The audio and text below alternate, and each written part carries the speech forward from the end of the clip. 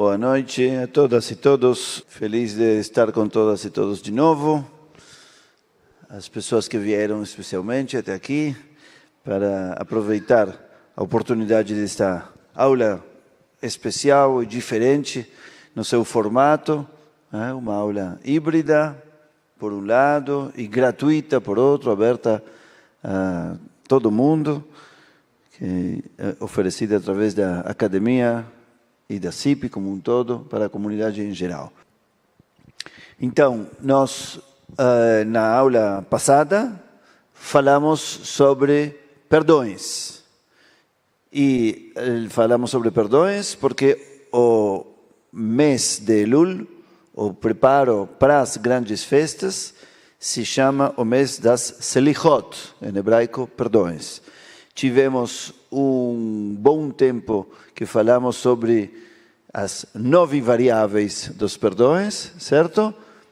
Que são 3 perguntas e 3 situações, e como se combinam as 3 perguntas para cada uma das 3 situações.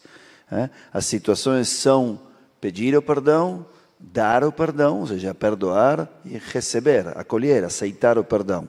E as perguntas eram: em quais situações, ou seja, por quais razões, por quê pedimos, entregamos e recebemos o perdão, como, de que forma e e para quê. Para quê é que pedimos o perdão? Ou seja, por quê, como e para quê. Pedimos, damos e recebemos o perdão. Depois de toda essa análise, nós passamos também por umas situações que mostra o Talmud e, finalmente, entramos na liturgia das Selichot, explicamos quando são ditas, a suspensão do tempo, num tempo sem tempo. Analisamos os textos primordiais das Selichot, os 13 atributos, Aguf, Shelach, ou seja, o corpo é uma obra divina e a alma também, e assim por diante. Escutamos algumas melodias da liturgia de Selichot. Esta aula, e a que vem, vai ser dedicada a liturgias específicas de Rosh Hashanah. E, na verdade, na aula que vem, estaremos na transição. Teremos algumas de Rosh Hashanah e algumas que são também de Yom Kippur, porque vamos nos concentrar principalmente no Avinu Malkeinu. E é provável que o Netane Tokef, que também se diz nas duas, seja tratado na semana que vem. E, finalmente, a última aula será toda dedicada a Yom Kippur, e aí falaremos sobre Kol Nidrei, e falaremos sobre Neilá e outras coisas que não vou contar agora. Muito bem. Então, para entrarmos no clima da Rosh Hashanah, vamos começar pela melodia clássica de Rosh Hashanah, para podermos, já que este é um curso diferente no seu formato, teve um pouco de música da outra vez, então hoje vamos começar com o Nigun, com a melodia clássica Ashkenazi de Rosh Hashanah.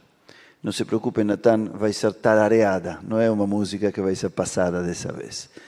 Lai, lai, lai, lai, lai, lai, lai. Lai, lai, lai, lai, lai, lai. Lai, lai, la, la, la, la, lai. Lai, lai, lai, la, la, la, la, lai. Lai, lai, lai, la, la, la, la, lai.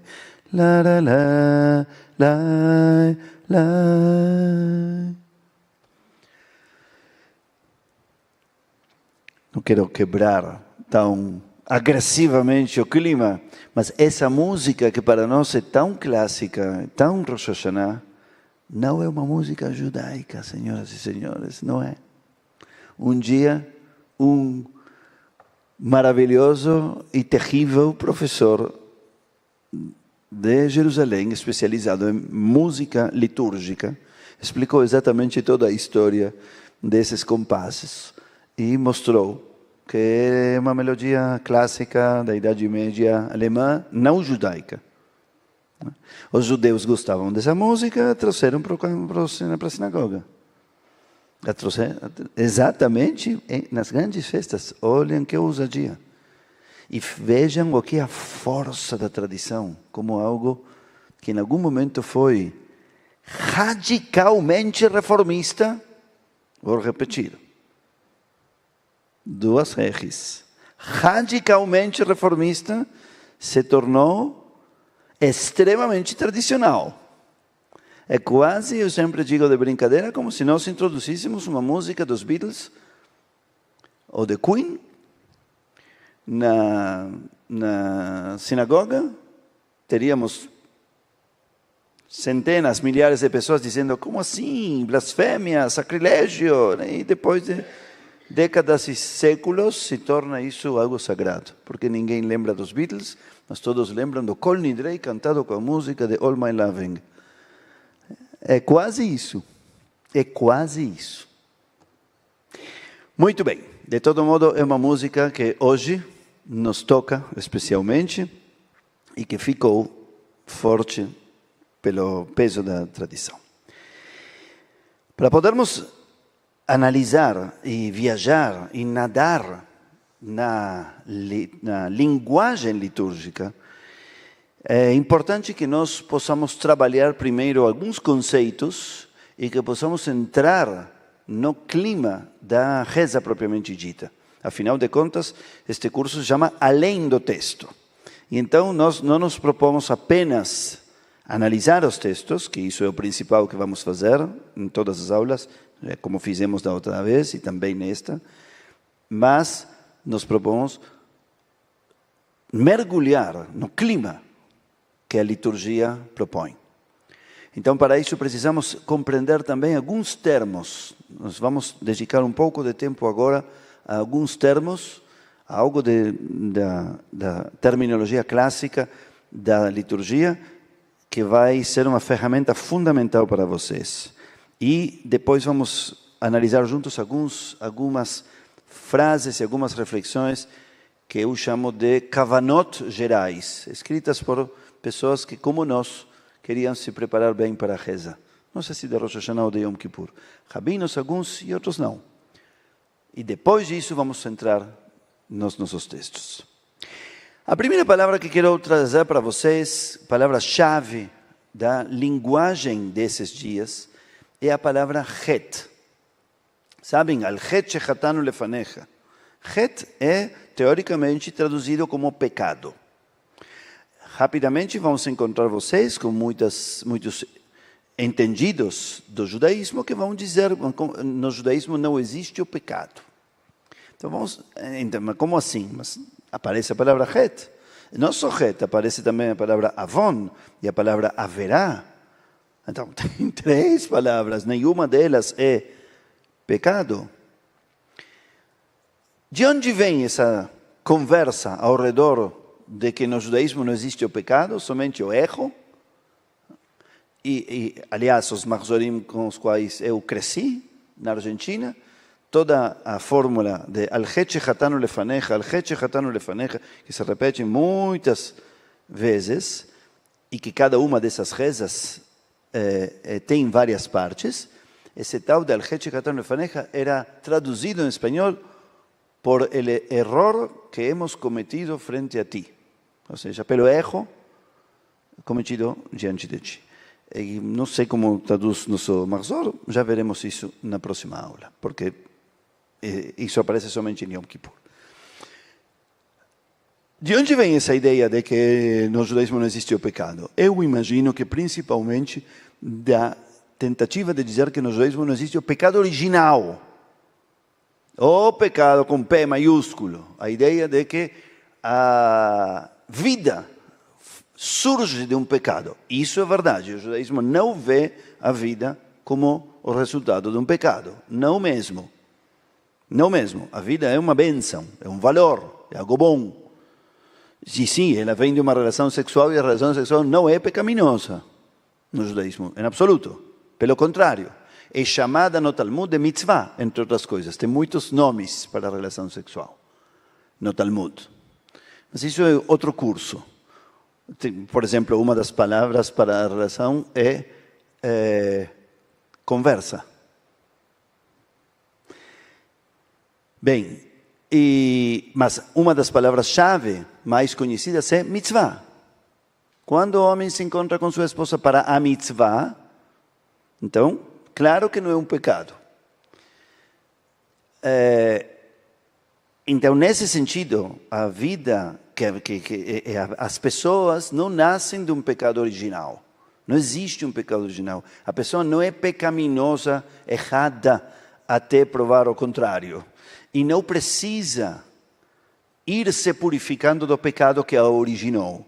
Isso é verdade, tudo isso é verdade. O judaísmo, nesse sentido, é absolutamente oposto a esse pensamento. Então, se a frase que diz, no judaísmo não existe o pecado, se refere a isso, é verdade. Agora, existem transgressões, não cumprimento de preceitos? Sim, existem. Existem no judaísmo. Será que a palavra pecado é uma palavra muito mais pesada na teologia cristã e no judaísmo o erro é algo muito mais leve e por isso é importante diferenciar os termos? Pode ser, mas dizer que não existe a transgressão a uma norma religiosa não é verdade, existe. E tem terminologias. Quais são as terminologias? A mais básica é het. Het se escreve het, tet, alef. Para os que sabem hebraico. Het, tet, alef. E por isso alguns que sabem um pouco de hebraico, quando veem finalmente isso escrito, o pronunciam erradamente. Inclusive tem Hazanim no mundo. Eu não estou falando nunca das pessoas da nossa casa. Que podem errar também. Mas het, se escreve het, tet e alef mudo. E por isso alguns veem esse alef lá e dizem heté. Mas não existe essa palavra. A palavra é het. E termina em te. Het. Então, imagino que isso para a pronúncia brasileira é difícil, vai terminar em het ou uma coisa assim, mas é het. Ok. A outra palavra é avon. Ain, vav, nun. E a outra palavra é haverá. A palavra haverá significa transgressão diretamente, porque haverá vem do verbo la'avor, que significa passar, ultrapassar. Então, tinha uma norma e você ultrapassou, ou passou dela. Isso é haverá. Agora, que é avon e que é het? A palavra het é a mais difundida, é a que mais aparece nas rezas, e tem uma etimologia extremamente interessante, que tem tudo a ver com o que nós precisamos estudar. Het vem do verbo leachti, e leachti significa errar, como em português, errar um objetivo, um alvo. Sabe, se você está fazendo um jogo de apontar com uma flecha, e aí tem aí o alvo e você jogou a flecha para o outro lado, então você erti et matará. Exatamente essa é a palavra. Exatamente. O que é muito interessante. Porque o que significa então? É um erro não somente porque você não fez o que devia. A base é como que você tentou e desviou. É um desvio. Ou perdeu. Ou não chegou ao local. Ou não estava no local específico, certo, na hora certa, ou esperado. Então o het, de repente, sai, se nós vamos à origem da palavra, à filosofia da linguagem, a compreensão que precisamos toda vez que vemos esse conceito aí, não deve ser a compreensão eclesiástica. E precisa nos levar à origem da palavra. E a palavra é uma pessoa que está tentando chegar no alvo e desviou, ou aquele que chutou um pênalti e também se diz erti. Não é essa carga moral necessariamente, é algo muito mais humanizado. E é algo quase físico, geográfico, tem um local determinado, muito específico, talvez muito ideal, e nem sempre é tão fácil dar justo no alvo. Precisa de muita precisão. Quase como que mais factível, mais natural, mais esperável não acertar que acertar. E nesse sentido, então, toda a conotação do het deixa de ser algo tão desprezível e se torna, mesmo que errado, algo normal. Não para normalizá-lo. Você treina e treina e treina e treina até que acerta o pênalti. Mas compreende que existe algo natural no humano, que vai chutar a bola e pode ser que não vai dar justinho no alvo. E tudo bem, se esforce mais a próxima. Não sei se concordam, mas a linguagem nos coloca num lugar que ao mesmo tempo, humano, que ao mesmo tempo nos convoca a melhorar, a treinar, e ao mesmo tempo nos deixa um pouquinho mais leves que esse peso da culpa, isto está absolutamente fora de toda conotação, tá? Inferno, castigo, Satã e tudo isso. Muito bem.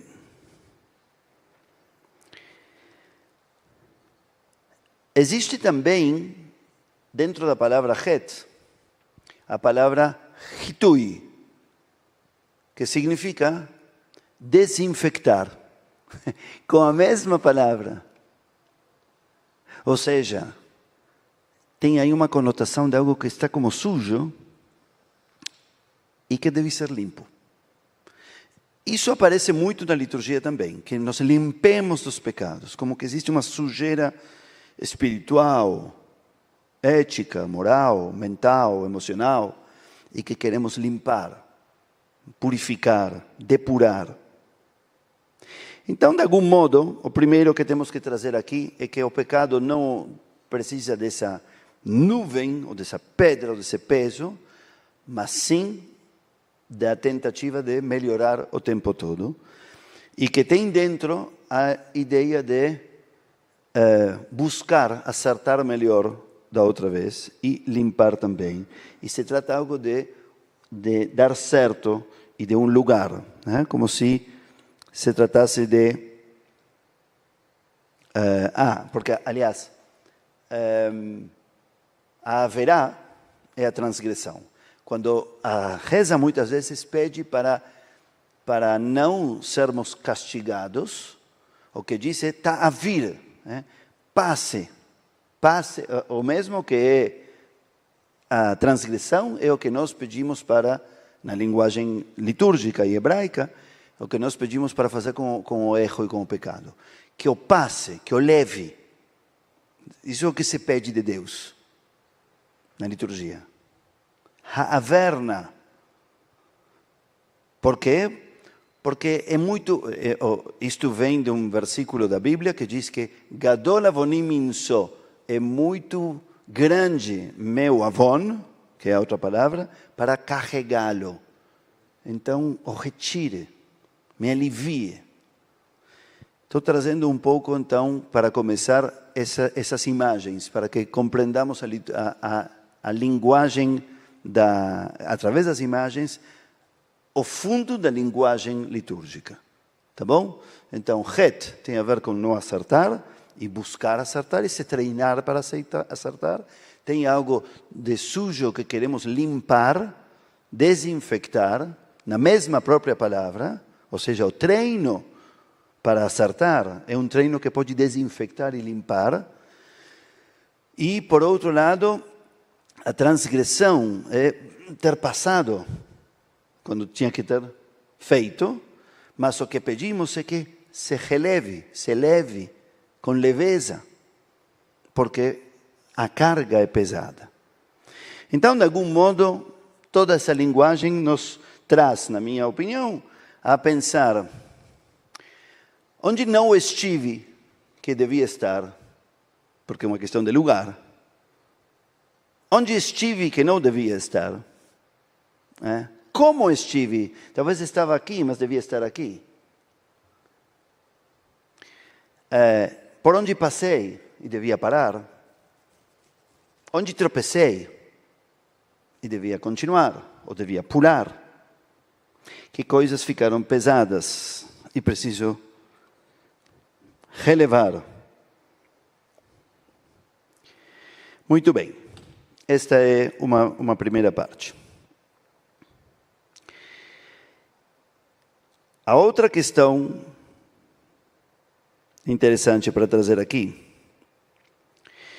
é a ideia de o Rabi Sholom ben Eleazar Rokeach, de Belz, é um rabino hassídico, que diz que existem 3 exílios entre os judeus que podem se exiliar e perder entre as nações, os judeus entre si, e o terceiro, que é o mais importante, que é o que trabalha as grandes festas, é quando a pessoa se exilia de si própria, quando falta de si própria, quando não está com si própria. A liturgia de Rosh Hashanah e Yom Kippur, a celebração de Rosh Hashanah e Yom Kippur, são, acima de tudo, um chamado a que a pessoa volte a se encontrar com si própria. Teshuvah é volta. Teshuvah é resposta. A palavra Teshuvah é o trabalho espiritual principal desses dias. E a palavra Teshuvah significa resposta, significa retorno. E se usa também para falar de arrependimento. Então a ideia é que a pessoa retorna a si própria, responde, se fala. Responde quer dizer que pergunta também. Ou que responde de outro modo quando retorna. Eu fiz tal ou qual coisa, eu não te cumprimentei tal ou qual dia, então retorno à mesma situação e respondo de outro modo. Essa é a Teshuvah mais simples, a mais básica.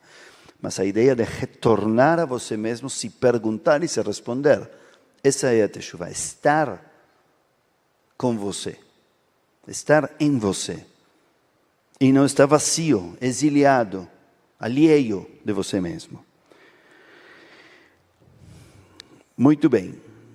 O rabino Kalonymus Kalmis Shapira, famoso porque é o rabino do gueto de Varsóvia, escreveu várias coisas que influenciaram nossa liturgia,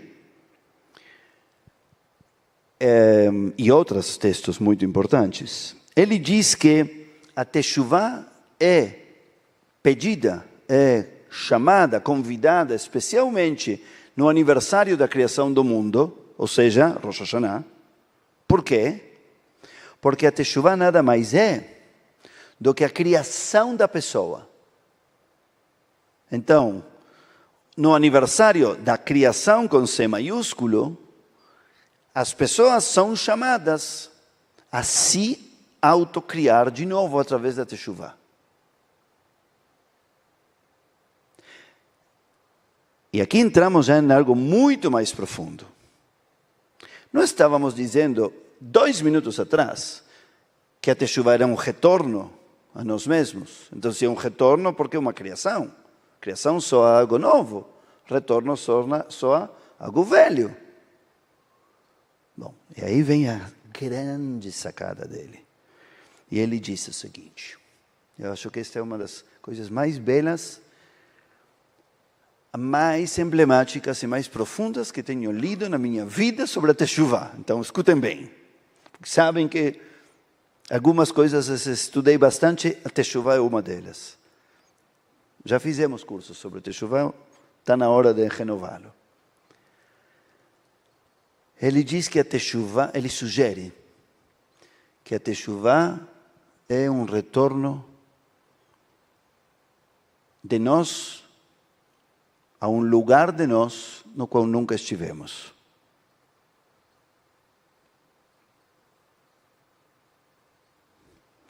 Um retorno de nós a nós num lugar onde nunca estivemos ainda. Como se existissem partes de nós ainda não visitadas, não desenvolvidas. E a Teshuvá é uma volta, da volta, para chegar nessa parte que você ainda não visitou. E não visitou porque não se desenvolveu. É como algo que está em você atrofiado. Ou embrionário. Ainda não foi regado. Uma semente de você. Ainda não germinada. Mas você, para isso, tem que entrar muito profundo para encontrar essa parte. É você, é um retorno do retorno, mas é um lugar que você ainda não conhece. E por isso, é uma criação. E por isso se faz no aniversário da criação. E por isso, com isso, você cria também. Porque você cria a si próprio e gera uma novidade, uma criação à sua volta. Isto são todas grandes introduções a todo o universo das grandes festas que vão, espero, ajudar a que vivamos isso muito melhor. E conto a vocês que em todos os anos, aqui na CIP e em geral, ou seja, nos 16 anos na CIP e os 26 anos de rabinato, ainda não fiz com ninguém. Então, estamos fazendo algo, uma nova criação.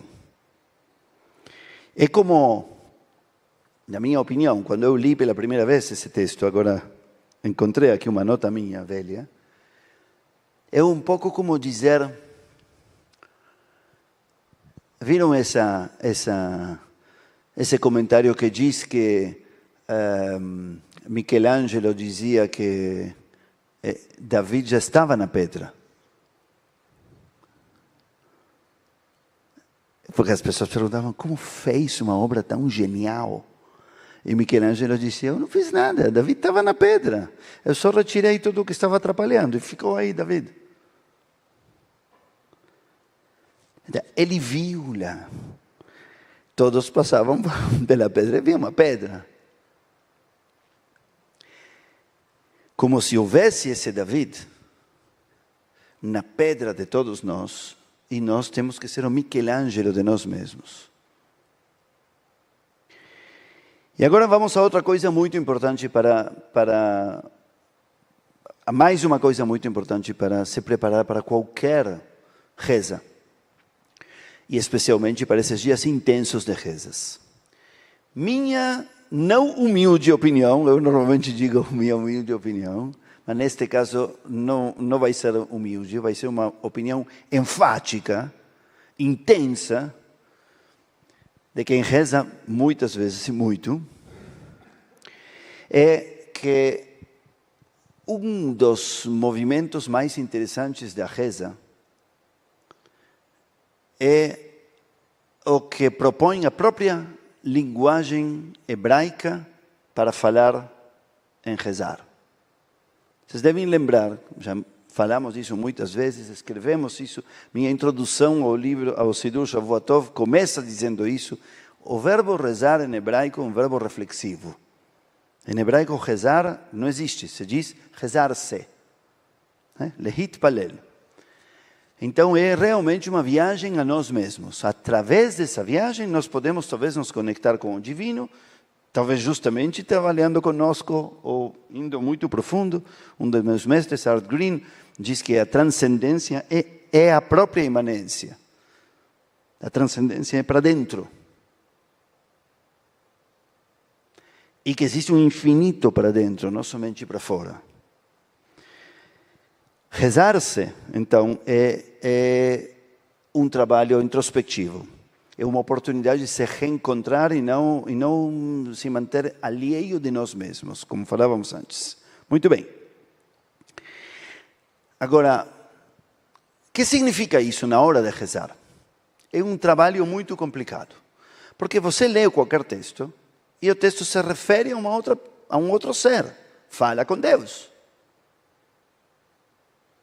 E a maioria das rezas pede a Deus ou louva Deus. Muito bem, minha proposta e minha sugestão, e se eu for o rabino de vocês, minha forte sugestão, o que mais sugiro a vocês que façam toda vez que vão rezar, eu nunca falei desse modo tão enfático, é que todas as palavras vocês imaginem que se referem a você. Tudo que você pede de Deus, na verdade, se refere ao que você tem que fazer com você. Tente fazer esse exercício e vai ver como a experiência da reza muda 180 graus. Por exemplo, uma reza que diz Baruch atah Adonai Eloheinu melech haolam pokeach ivrim. Uma das primeiras que lemos de manhã. Qualquer dia, também em Rosh Hashanah. Abençoado seja Deus, Rei do Universo, que abre os olhos dos cegos. Você diz essa frase, se fica na literalidade, rapidamente vai sair da sinagoga e vai fechar o livro.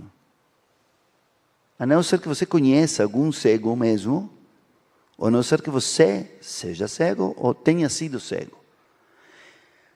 Agora, se você dá um crédito a um texto que tem mais de 2000 anos, que passaram por ele poetas, filósofos, místicos, poetisas místicas e filósofas, e o disseram todos os dias, e se comoveram com isso todos os dias, deve ser que ele diz alguma coisa a mais.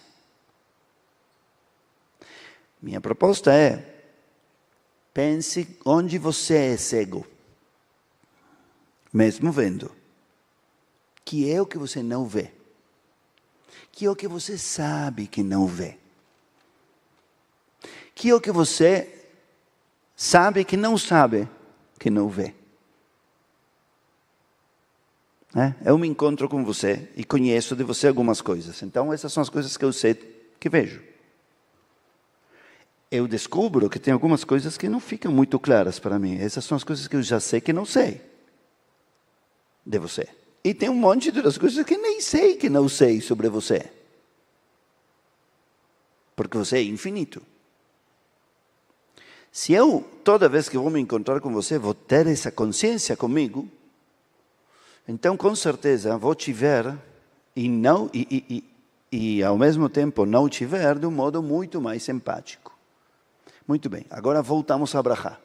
Eu acordo de manhã, vou me encontrar com você daqui a pouco, e antes rezo essa Brachá. Baruch atah Adonai Eloheinu melech haolam pokeach ivrim. Abre os olhos dos cegos. O cego sou eu.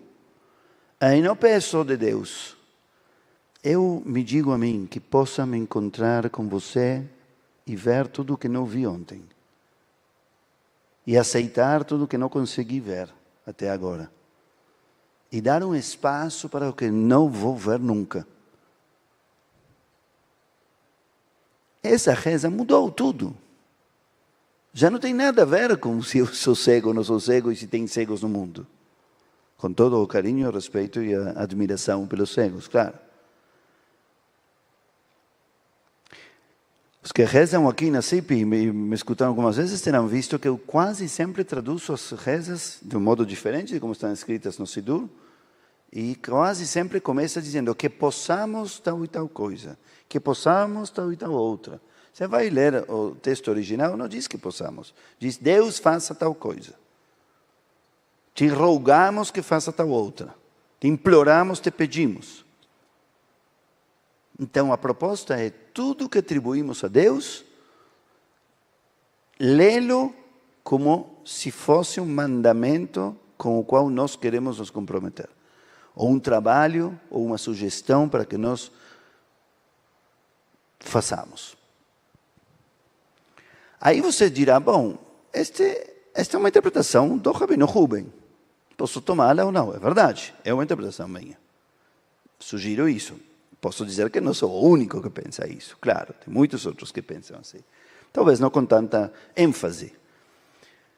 Mas, além disso, isso tem uma justificativa. Tem rigor científico. Por quê? Porque a teologia judaica não deixa claro quem é Deus e como funciona Deus e como é Deus. Nós falamos muitas vezes de que Deus, esperamos que não seja o velhinho da barba branca. Pode ser mulher, pode não ser alguém. Pode ser os valores. Pode ser o ser. O ser, tudo que é também divino. O ser que habita em tudo que é. A faculdade de ser. Então, se é assim, quando eu rezo, quem rezo? Não rezo alguém, não estou ligando e alguém me atende. E me escuta ou não. É um movimento total, maior. Bom, esta teologia que estou dizendo é muito difundida no judaísmo. Isso sim, não é alguns que interpretam assim. Todos os místicos interpretam assim, não é alguém Deus. E a maioria dos filósofos também. Então, já são quase todos os mestres da história judaica. Porque ou eram místicos ou eram filósofos. Então, quando dizemos, apesar de que o texto parece, eu, humano, rezo a um Deus que está lá e digo, Deus faça isso, Deus faça aquilo, Deus faça aquilo, pode ser, podemos trazer. Eu não estou dizendo que isso é proibido e que isso está mal, de jeito nenhum. E não estou dizendo que não é essa a intenção do texto, também não. Quem for bem e se sentir bem, e sentir que essa é a intenção do texto e que isso é o que o conecta com si próprio, com o texto e com o mundo judaico, bem-vindo, bem-vinda, sem problema nenhum. Estou sugerindo uma alternativa. Estou tentando justificá-la. A alternativa, então, é leia todos esses textos como lembrando que Deus não necessariamente é alguém, e então, se não necessariamente é alguém, é uma essência, é uma força, é algo que está em tudo, que é talvez tudo, e então a quem estamos rezando? A esse movimento, a essa transformação. E essa transformação depende de mim também. Essa é a ideia. Tá bom? Muito bem. Eu me escrevi a mim há muito tempo, seja a reza que pede, seja o Deus em que acredita. Outra questão importante na reza é como nos colocamos na reza. Existe um conceito no estudo da liturgia judaica e na forma como o hebraico moderno, inclusive, fala da reza, uma expressão que diz Ha'amidah mul Elohim, que significa o fato de se ver diante de Deus, se ver diante do divino. Se nós fôssemos menos, e isto fosse um workshop, poderíamos fazer um pequeno exercício. Eu já estou sugerindo com isso, claro, é sempre um pequeno truque que estou fazendo, que cada um faça ele com si próprio. Um pequeno exercício no qual cada um que quiser pode compartilhar como se sente com a proposta de se colocar diante do divino, ou diante de Deus. Como é isso? Que emoções desperta e quais inibe? Diante do divino nos sentimos como? Como nos vestimos diante do divino? Falamos ou estamos em silêncio? Estamos vestidos em forma elegante? Estamos vestidos de qualquer forma? Estamos nus, talvez. Porque isso é estar diante do divino. Escutamos ou falamos, como falei antes? Nos sentimos pequenos ou grandes? Nos sentimos abraçados ou abandonados? Ou buscando ou acompanhados? Nos sentimos julgados ou nos sentimos amados? Nos sentimos compreendidos ou nos sentimos cobrados? Como é a Amidah mul Elohim? Como é estar diante do divino? Tentamos trazer o melhor de nós? É como quando você está num casting, se fosse um ator, ou um aluno que está numa prova e tenta dar o melhor, ou está antes de uma entrevista de trabalho, ou de um date. Ou trazemos o pior de nós, para ver se podemos melhorá-lo, limpá-lo, já que Deus. Ou diante de Deus, chegamos com toda a nossa mala de reclamações, ou de pedidos. Nós sentimos, eu não posso nada, por isso vim aqui a me encontrar com Deus.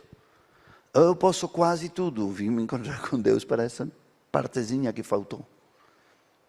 Ou nenhum nem outro, esgotei, eu já fiz toda a minha parte, agora venho ver o que pode fazer você. Que pode ser tanto quanto, mais, menos. Como é estar diante de Deus? Isso é muito importante, porque a reza deveria ser isso. Nós muitas vezes estamos na sinagoga e a reza é uma viagem à história, ou uma viagem à tradição, ou um encontro social, ou um dever. Eu acredito que se você está aqui é porque quer que a reza também seja outra coisa, porque para o encontro social não precisa curso. Para cumprir um dever também não. E para fazer o que todos já fizeram também não. Então deve ser que quer ver o que mais. Então, como intuo isso, digo, toda essa parte está também na reza. A reza judaica é também um evento social, é também um evento histórico, é também um evento comunitário, é tudo isso também. Bem-vindo, não tem problema nenhum. Mas é também uma viagem espiritual. Então, como funciona você quando se encontra? É importante dar um pouco de pensamento, emoção e voo a essa pergunta. A Torá nos conta que Agar, sabem quem é Agar? Agar era a concubina de Sara, ou seja, a outra mulher que convivia com Sara e Abraão. Sara era estéril, e então a concubina era quem daria o filho a Abraão. E daí nasce Ismael. Só que depois Sara se torna fértil. E nasce daí Yitzhak. E nesse momento se cria uma tensão e Agar é expulsa contra a vontade de Abraão. Claramente deixa isso claro o texto, mas Sara e Deus concordam em que Agar pode ser expulsa. E depois desse momento de sofrimento, Agar está no deserto com Ismael pequeno, com o medo de que Ismael morra, não quer, porque está no deserto, já não tem mais comida nem bebida. Abraão preparou as marmitas e tudo para Sara. Diz o texto, não é continho meu. Eu conto assim para que seja mais legal, mas diz que Abraão preparou as coisas para ela. Mas no momento acaba tudo, eles estão no deserto. E ela diz, não quero ver o filho morrer. E reza, e o filho de algum modo reza também. Deus escuta isso, tudo isso se lê em Rosh Hashanah. O que estou falando não é imagens aleatórias, são imagens relacionadas com tudo que vai nos levar à reza de Rosh Hashanah. E no primeiro dia se lê exatamente esta leitura. E, num momento muito forte desse relato, Agar é escutada por Deus, e Deus responde a ela, não se preocupe, o filho viverá e será o pai de uma nação gigante. E Agar, a partir desse momento, chama a Deus Adonai Roi. Roi, escrito com Ain, seria meu pastor. Mas na Torá, Roi está escrito com Aleph. Isto é importante para os que sabem um pouquinho de hebraico. E Roi com Aleph não é Roi com Ain. Roi com Aleph significa Deus é quem me vê. Vem do verbo lirot.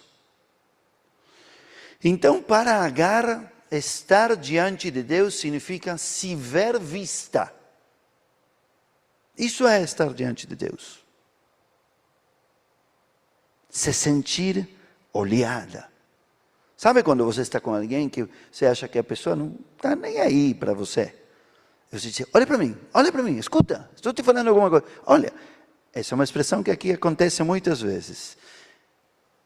Então Agar chama a presença divina e se sente diante da presença divina como sendo uma presença importante. Ou seja, quem é Deus?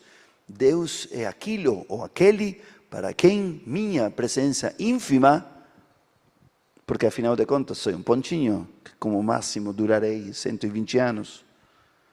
Que são 120 anos na imensidão do tempo e do espaço, no aniversário do mundo, nada. A pessoa chega em Rosh Hashanah com sua mala de emoções, sentimentos, histórias, raivas, brigas, pazes, emoções, desejos. E o primeiro que diz o livro é que se trata do aniversário do mundo e da humanidade. Ou seja, então guardo tudo e eu jogo fora, que é quieto da minha mala.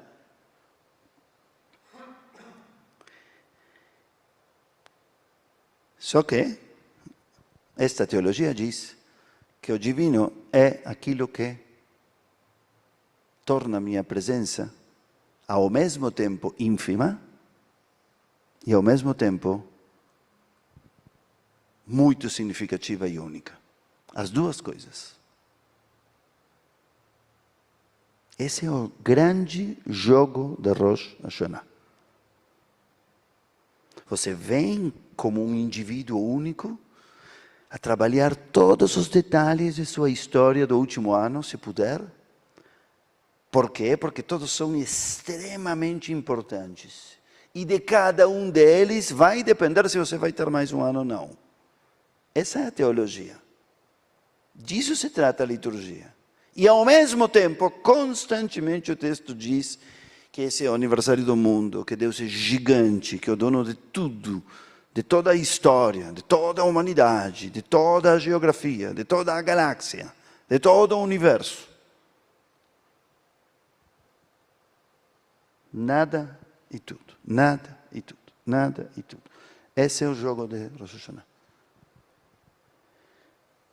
Então, tem que tentar entrar nessa situação e ver como nos sentimos nesse zoom. Sabe quando abre o celular e fecha, não se vê nada e de repente abre tudo e uma letra ocupa toda a tela? É mais ou menos isso. Muito bem, então Agar chama a Deus de Adonai Roi e Yitzhak depois também. Heschel diz que a religiosidade consiste em se ver olhado por Deus o tempo todo. Abraham Yeshua Heschel diz isso também. E o que significa se ver olhado por Deus? Tentar colocar os melhores estándares. A pessoa que acha que Deus está somente na sinagoga é aquela pessoa que depois a vida dele não tem nada de santidade, ou de força, ou de divindade. A pessoa que leva o divino a todo lado torna a negociação no mercado, a discussão na rua, uma continuação da reza. Heschel dizia que quando estava manifestando em prol dos negros nos Estados Unidos, seus pés rezavam. Essa é a frase mais famosa de Heschel. Então, a ideia é se sentir, se ver visto por Deus, olhado por Deus, o tempo todo, em todas as situações. Muito bem. E Hirsch sugere algo parecido, mas outro lado da mesma moeda, na minha opinião. Ele diz que a ideia, através da reza e da religiosidade, é tentar olhar tudo como se tivéssemos nós os olhos de Deus. O treino de rezar nos ajuda a enxergar as pessoas como se fôssemos deuses nós também. Ou seja, eu tenho aqui um rival, uma pessoa que detesto. Bom, vamos imaginar como Deus olha para ele. Porque eu não consigo olhar de outro modo, eu quero matá-lo. Não consigo escutá-lo. Tudo que faz está errado, é uma porcaria. Bom, ok. eu acho que esse tipo de exercício é muito difícil, não podemos saber como Deus olha. Então, uma instância intermediária é pensar como olham para essa pessoa as pessoas que amam essa pessoa. Imaginemos a mãe da pessoa, o filho da pessoa, e aí talvez vamos aos poucos nos aproximar de um olhar bem diferente, que seria o olhar divino. A reza também serve para mudar o modo de olhar a tudo. Muito bem, vamos fazer aqui uma pausa para ver se tem perguntas, dúvidas, sugestões, opiniões sobre isto. E depois vou mostrar algumas kavanot e depois vamos entrar em umas rezas. Tem por aí? Estou vendo todas e todos aí a parte de Zoom. Quando vocês veem minhas costas é porque eu estou olhando vocês na tela. Ok. Não? Muito bem. E aqui? Também não? Ok. Então, aliás, quem quiser ver, várias delas estão no mesmo prólogo que eu fiz para o Sidur Shavuatov da CIP. Shavuatov. No Sidur Shavuatov tem vários prólogos que foram escritos pelos rabinos da época. O meu termina com várias dessas kavanot que estão aqui. Quem quiser lê-las em mais detalhe alguma vez, pode ir lá. Ou talvez, eu entendo que nós depois disponibilizamos os materiais, né, Fernanda? Nós disponibilizamos, então, depois entram na academia e podem também aí vê-los. Muito bem, vamos lá. Vamos. Sou eu. Obrigado, Natan. Ok. Muito bem. A reza é a voz que ouvimos ao escutarmos o que o universo nos fala. Essas são frases para introduzi-las, pensá-las e principalmente para senti-las. A reza, é a voz que ouvimos. Prestem atenção, que linda forma de expressar. A reza não é algo que dizemos, é algo que ouvimos. Mas como ouvimos? Quando prestamos atenção ao universo que nos fala. Você sente que existe mensagem.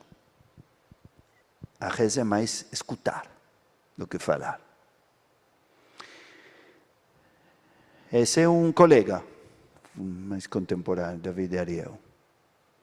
A reza é o canto de Deus dentro de nós, escreve Buber. Há algo divino que canta dentro de nós, essa é a reza. A reza é nossa humilde resposta ao incrível presente de viver, ao incrível assombro. Assombro é uma tradução, enfim, se refere à surpresa, a se sentir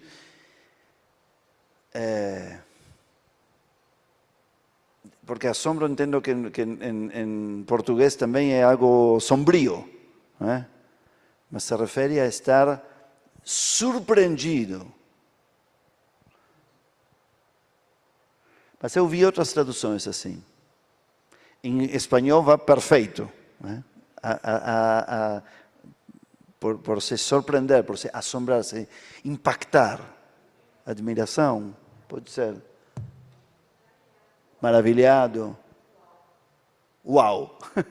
Sim, poderia ser em inglês. Muito bem. Quem faz da reza, esta é uma frase que vem do Talmud, né? Quem faz da reza uma rotina, sua reza não é considerada uma prece. O Talmud, os autores das rezas disseram que se você rezar, como infelizmente em muitas sinagogas rezam muitas pessoas, segundo os autores da reza, você não rezou. Olha que coisa interessante. André está mais contente que eu, está aplaudindo aqui. O texto diz exatamente isso. Eles escreveram a reza e depois escreveram a lei sobre a reza. Aí você vai a um monte de sinagogas e encontra um monte de pessoas. Eles dizem, isso não dá, isso não é rezar. E há pouco tempo vi que existe um lugar no Shulchan Aruch, ou seja, no livro da lei judaica. O Talmud tem muitas coisas, discussões, que diz exatamente isso. Não, diz o seguinte, é melhor pouco rezado mesmo que muito sem kavaná. Uau! Então, para essas pessoas que em todas as sinagogas dizem, bom, menos explicação e menos, vamos terminar, assim podemos comer. Ok, quem rezou sem kavaná precisa voltar a rezar com kavaná. Esse é Maimônides. Quem não conseguir deve ficar uns minutos em silêncio até consegui-lo. Ou seja, o silêncio, de novo, te ajuda a trazer a reza. Vamos ver depois outras ideias. Michał Yosef Berdychevsky era um ideólogo da ala socialista do sionismo. Nada a ver com religião, mas tem alguns textos aí espalhados que tocam o negócio. Ele diz assim, não apenas os seres humanos rezam. Tudo que existe reza. Tudo que existe reza. Tudo, não todos. Tudo que existe, prestem atenção. Em tudo existe uma prece escondida no coração. Um sussurro de oração. Os céus rezam. A terra reza. Toda criatura reza. A criação inteira é uma espécie de reza da existência. Deus reza. Se fosse permitido aos sentidos escutar, toda alma se afundaria num mar de cânticos e na melancolia da oração. O coração é o resumo da reza. O coração, ou seja, o que a gente consegue sentir, é o resumo da grande reza com R maiúsculo de tudo. A reza é a mãe de tudo que vive e o eco de tudo que vibra.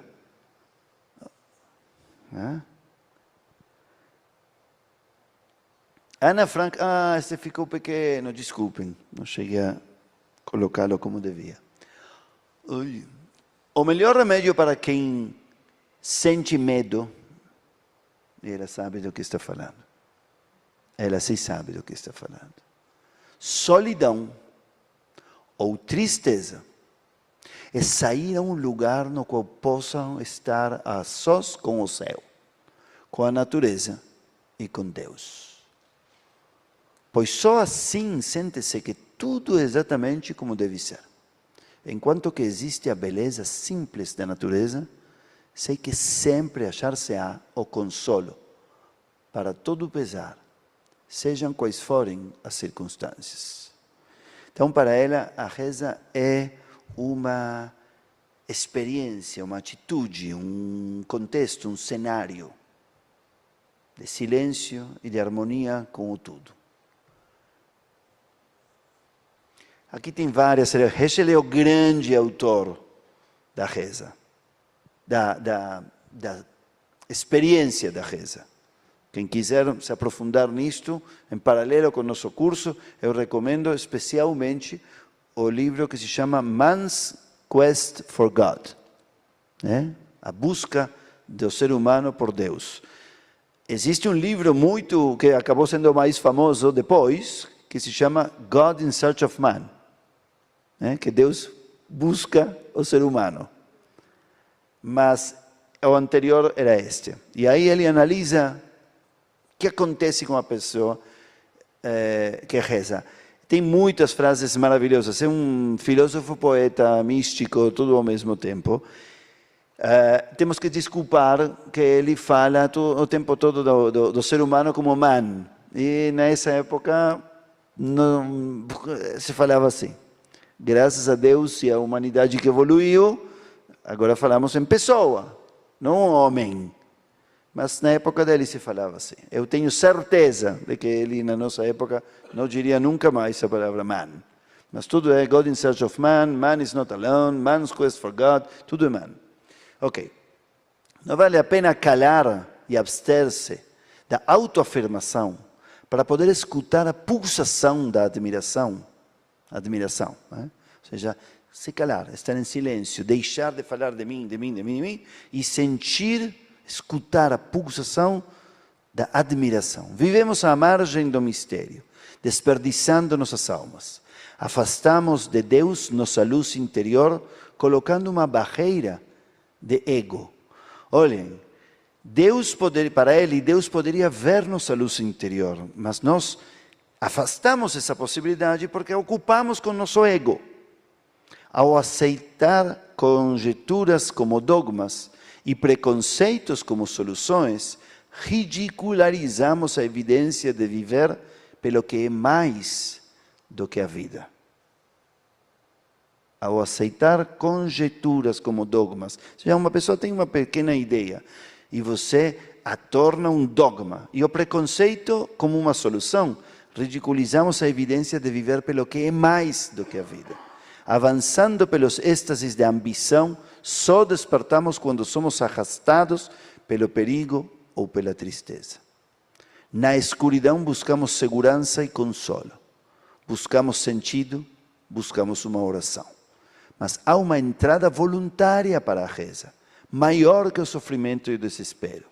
A exposição de nossos pensamentos a Deus. Estão vendo que Heschel busca se expor, a ideia dele é, Deus está aí, a ideia é, abra um espaço para entrar em contato com o divino. Se coloque, se exponha e não precise sofrer uma perda, uma angústia, um desespero ou um sofrimento. Simplesmente exponha sua luz ao divino.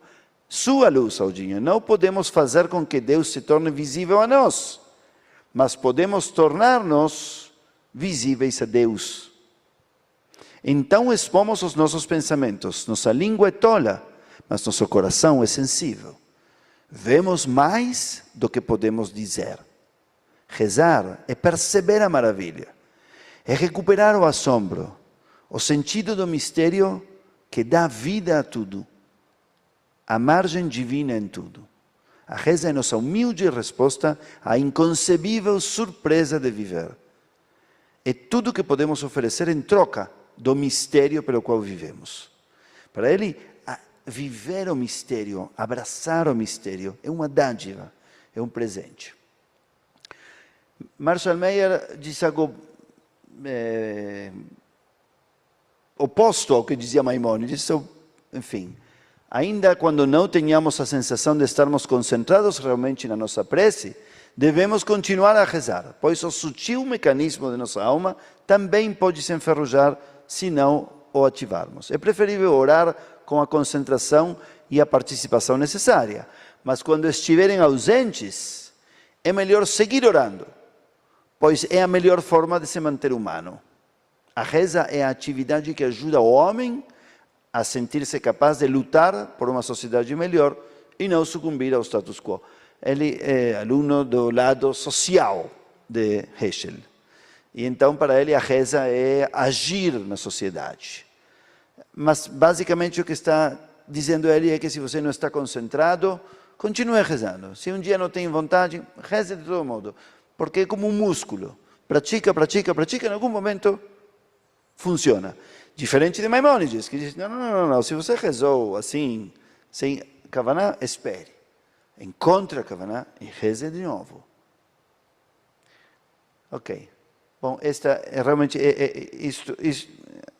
isto é um pouco mais complexo e menos poético, vou andar. Esse é um professor pessoal meu, esse Schweid que estava antes. Vamos ao finalzinho disto. Rezar é transformar. Ao penetrarem os portões da reza, entrem com o objetivo de sair transformados. Isto é muito importante. Esta Tamar Eldad Eppelbaum tem uma sinagoga em Jerusalém que se chama Zion. É uma pessoa maravilhosa. Um dia vamos trazer ela aqui, ou por Zoom, ou presencialmente. Uma colega maravilhosa. Bem,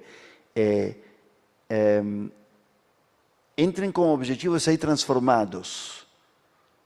Isto é muito importante. Muitas vezes entramos na sinagoga para encontrar as pessoas, para check, para fazer o que devemos. Entrem com o objetivo de sair transformados. Quando estiverem numa reza, rezem. Não se inivam diante do texto, ou seja, rezar não necessariamente dizer o texto. Abram nele pontes que os comuniquem com a voz interior. Abrir dentro do texto uma ponte que me comunique com minha voz interior. É um pouco que falamos antes da Amidá, certo? Que a Amidá está escrita lá, mas podemos fechar o Sidur e escutar a voz interior, ou podemos usar o texto para escutar a voz interior. Meu Deus, esta é uma reza escrita por Dan Blim. Agradeço-te, Espírito vivo e existente, pela minha vida, pela minha alma e meu corpo, pelos meus impulsos e paixões, pelas minhas emoções, pelas minhas palavras e pensamentos. Ajuda-me a compreender que nas minhas virtudes sou único e especial e que nunca houve semelhante, pois se tivesse havido não haveria necessidade da minha existência. Ajuda-me a alcançar a plenitude através de meu caminho pessoal. E por último, Rami Shapiro diz assim como a sinfonia precisa de silêncios para resgatar e elevar a música dentre o ruído, assim nós precisamos de silêncio para resgatar e elevar a verdade dentre as palavras. Ok. É isso, me parece aqui. Opa. Sim. Podemos tirar isso, Natan. Estamos chegando ao final.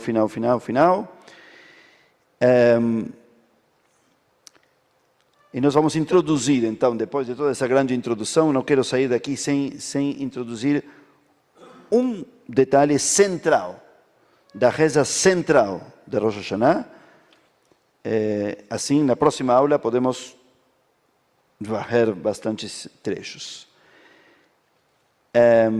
A Amidá. Eu vou pular agora a estrutura física de como é a reza, supondo que a maioria de vocês a conhecem, mais ou menos. E vamos lembrar que todas as rezas, seja Shacharit, Mincha ou Arvit, qualquer reza da tradição judaica, tem alguma abertura. Se é Shacharit ou Arvit, tem o Shema Israel com bênçãos antes e depois. E tem a Amidá, o momento que estamos todos em pé, em silêncio. Certo? E depois tem a finalização. Aleinu, Adonoram, essas coisas. Essa é mais ou menos a estrutura, a grosso modo, e rapidinho. Vamos ver isso mais em detalhe da próxima vez. Bem, a Amidá é a reza principal sempre. Seja Shabbat, seja... E ela muda na parte do meio. Tem 3 bênçãos no começo e 3 bênçãos no fim que são idênticas. E que isso nos mostra, além de que estamos em pé e em silêncio e que o Rabino anunciou que se trata da Amidá, isso nos mostra que estamos na Amidá. E a parte do meio é a que muda. Na semana tem 16 bênçãos sobre assuntos diferentes. Já vejo aí os rostos dos que rezam conosco todos os dias. No Shabbat tem um grande parágrafo que fala sobre Shabbat. Em Rosh Chodesh, um grande parágrafo de Rosh Chodesh, e assim por diante. Em Rosh Hashanah e Yom Kippur tem vários assuntos aí. Principalmente, o que temos aí, quem quiser acompanhar, dar uma checada rápida, é a mesma Amidá, seja a noite, primeira noite, segunda noite, primeira manhã, segunda manhã, é basicamente a mesma Amidá. Podem vê-la no Mahzor de Rosh Hashanah, na página 12. Então, 12 e 13 estão as primeiras 2 brachot. A terceira está na página, começa na página 14. E aí é onde estão as novidades, na página 14. Do Mahzor. Aí nós temos, basicamente,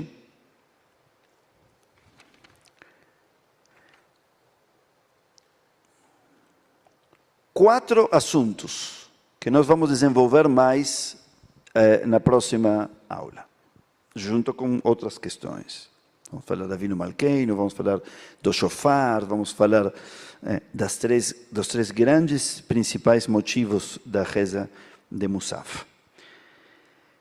Mas hoje introduzimos todas as bases, e esta é uma das bases também. Esses 4 motivos são a autossantificação do divino, ובכן יתקדש שמך Adonai Eloheinu, ou seja, que teu nome se autossantifique. É de novo reflexivo. Assim como nós rezamos, nós dizemos a Deus que teu nome se santifique. Não dizemos santifica teu nome e não dizemos eu santifico o teu nome. Dizemos que teu nome se santifique. O que significará isso? Que é nome de Deus e que é santificação e que é autossantificação. Isso vamos desenvolvê-lo, mas a princípio o nome seria a expressão externa do divino. Como é concebido, como aparece, como se revela. E de novo, sempre pensem que não necessariamente estamos falando de um ser separado. Então, se tudo é Deus, onde é que se revela, que se manifesta? Esse é o nome. Como se chama, como se nomeia, como fala, como se ouve. Esse é o nome divino. E como é que se autossantifica? Que é santificar ou consagrar? Grande pergunta. O segundo parágrafo fala do mundo, finalmente. Que exista um temor reverente ao divino que faça com que toda a criação, todos os criados, sejam uma grande unidade. Veyasu Hulam Agudah Achat. Essa é, na minha opinião, a grande sacada, o grande assunto, o grande motivo de Rosh Hashanah e da Amidah. Agora, o que significará que todas as criaturas sintam um temor reverente pelo divino e então se tornem uma grande unidade? Pensem nisso. Esta é a lição de casa para a próxima semana. Ou sintam isso, como sugeriu Ana Frank. Os últimos 2 assuntos são que haja Pitchon Pela Meyachalim Lach, ou seja, os que desejam a realização do divino, que tenham alegria, que possam abrir sua boca, que tenham regozijo, felicidade e realização através de Jerusalém. E por último, vem a alegria da justiça compassiva. Uvechem tzadikim iru veismachu. Ou seja, os tzadikim, lembrem sempre que o tzadik, que se traduz como um justo, é uma mistura do piedoso e o justo, o correto e o bondoso, o reto e o compassivo. A tzedakah é a união das duas coisas, que é muito difícil. O correto e o reto nem sempre é bom. E o bom nem sempre é justo. Mas esse é um dos conceitos mais centrais do judaísmo e da liturgia. Então, esse aspecto que fique extasiado. Como ficaria extasiado? O que é um mundo no qual a tzedakah dança? Porque é isso que diz aqui. Visharim Yalozu. Exatamente isso. Hassidim Berinai Agilu. Os Hassidim, os Yisharim, são sinônimos do mesmo. Hassid, Tzadik, Yashar. E a terra abre sua boca em alegria. A terra. Enfim. Esses são os 4 assuntos centrais da novidade da Amidah de Rosh Hashanah. Tá bom? Autossantificação da revelação divina, do nome divino. 1. 2. A união de toda a criação a partir do temor reverente ao divino. 3. A alegria e o regozijo da bondade. E 4.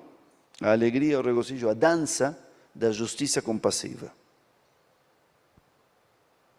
Tá bom? É suficiente para ter que trabalhar.